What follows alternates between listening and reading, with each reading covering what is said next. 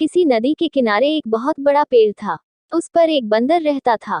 उस पेड़ पर बड़े मीठे फल लगते थे। बंदर उन्हें भरपेट खाता मजे से रहता था।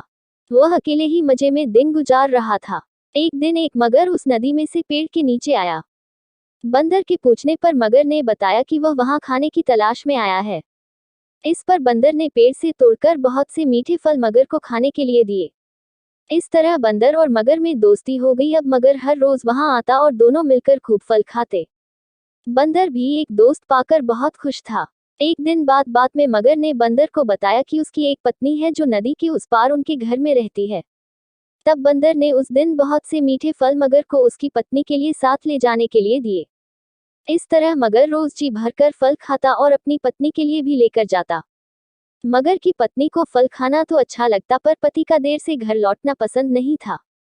एक दिन मगर की पत्नी ने मगर से कहा कि अगर वह बंदर रोज रोज इतने मीठे फल खाता है तो उसका कलेजा कितना मीठा होगा।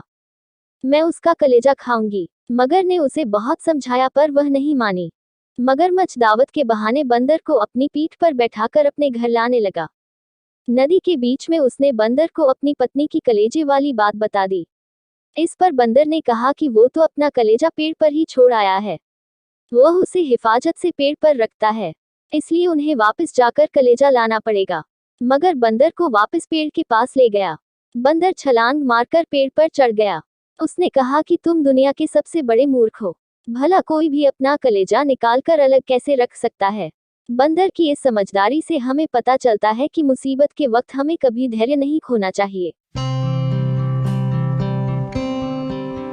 इसी प्रकार की अन्य प्रेरक कहानियों के लिए हमारे चैनल को सब्सक्राइब अवश्य करें। वीडियो अच्छी लगी हो तो लाइक करें, कमेंट करें और शेयर करें। नई वीडियो के नोटिफिकेशंस पाने के लिए बेल आइकन दबाना ना भूलें। धन्यवाद।